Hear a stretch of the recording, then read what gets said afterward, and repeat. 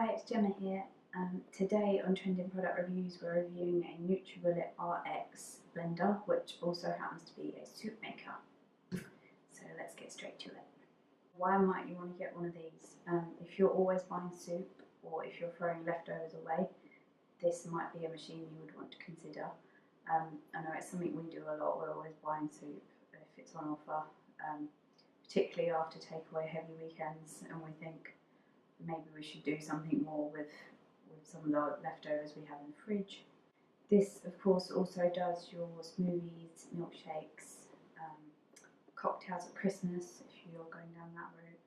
So in this review we're going to go through what you get in the box. We're going to make a soup, we're going to make a smoothie, and we're going to tell you some things to keep an eye out for, things to do, things not to do.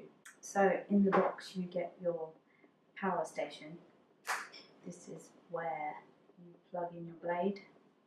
You have a 95cm cord, so that's enough normally. You're not going to need to have this out on the counter all the time. The blade twists into all of your cups. It's removable to make it easier to clean, but this is hand wash. So your 3 cups, you've got your 2 smoothie and milkshake ones. These are only to be used in Nutribullet mode or the blue button to the rest of us. You should not use these in Superblast mode because there's nowhere for the pressure to go and they will just explode.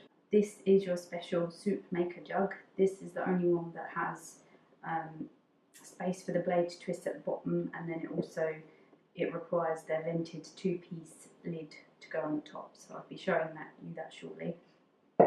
You also get a cleaning brush tool, which is quite handy for the hand wash parts. You get a blade tightener, which is good to use, I found out, just to double check that the blade is secure and that none of your liquids are going to fall out whilst it's in use. For your smoothies and your milkshakes you get a comfort attachment, so you can literally twist this on and then drink straight away from blending. You also get an attachment for pouring, so this might be useful for your soup one, or if you're dishing up between several cups, bowls or glasses. You get a Stay Fresh twist-on lid, which fits on all of the smoothie and milkshake cup holders. And then finally, this is your 2-piece vented lid, which you need for anything hot, any sauces or soups. So what's in this book? You get soups, smoothies, milkshakes, coffees, juices. It's going to point you towards specific food groups that you should be eating more or less of. So if you have low energy, or advise certain food groups, if you're trying to lower your blood sugar levels, foods to improve your joints, like everything and anything, it's in there. It's going to ask you about your lifestyle, what you eat, how often you exercise, whether you're tired.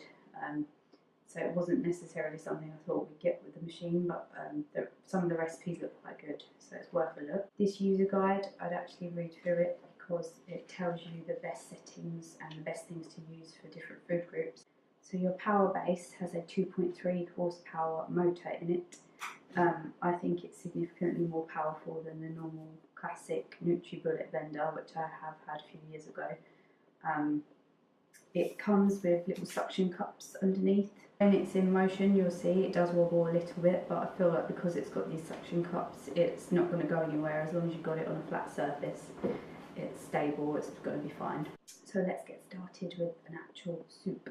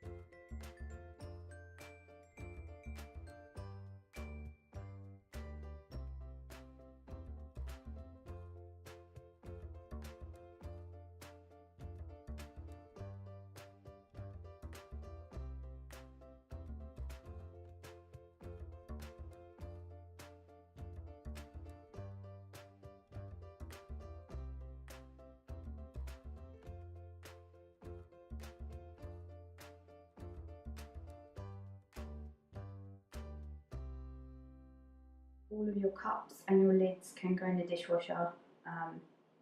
It's probably best to rinse things as soon as you're done with them so things don't dry on. The blade is hand wipe only, but they've made it so this is detachable. It should be easier to hand wipe and run under a tap and it'll be fine. Just make sure it's completely dry before you put it back on. This bit is only hand wipe with a damp cloth. There is a rubber liner underneath inside, and you're not allowed to remove this. That has to stay in there. Anytime you see anything go wrong with these, it's probably because someone's overfilled it slightly. Things you cannot do with a Nutribullet RX blender. Do not ever put any dry ingredients in it. You have to have dry with liquid. The liquid keeps the engine cool and everything moving properly, and it's not going to overheat. This is a soup maker. You must never put hot liquids in it. You have to wait for broths or foods to completely cool to room temperature before you put them in there. Also, if you are going to try to do cocktails, do not put fizzy liquids in here because understandably that pressure is going to build up and it's just going to explode as well. Although this has a super blast mode, I would say it warms ingredients through, but it does not cook things properly. So if you wanted to cook down some onions or garlic, it might be best to do that in a pan first, or equally if you were wanting to incorporate potatoes or sweet potatoes, they need cooking first and then bring them to room temperature before you put them in here, because it's only going to warm them for 7 minutes and that's not going to cook them properly. It won't be a nice soup.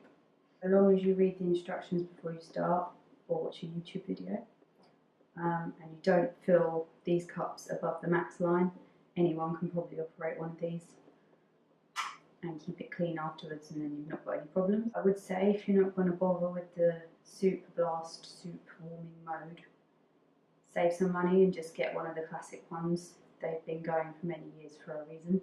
If you don't think you're going to use the super blast mode, there's no point getting one. It is slightly bigger as well, so you are going to be saving space as well as a little bit of money.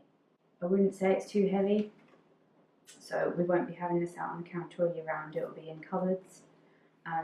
I would say all of these cups take up a lot of space, but if you use them quite regularly, that's not a problem, I guess. Or you could condense it down to the ones you use most. We are definitely going to use this for pasta sauces, as we use a lot of pasta. Definitely soups, smoothies, maybe some cocktails at Christmas, non-fizzy ones. That's it for today. Thank you for watching. Remember to subscribe to our trending product review channel if you want to see what else we've got coming up. We're posting videos every single week. If you have any questions, just pop your comments below the video and I'll do my best to answer them. Thank you for listening, and I'll see you next time.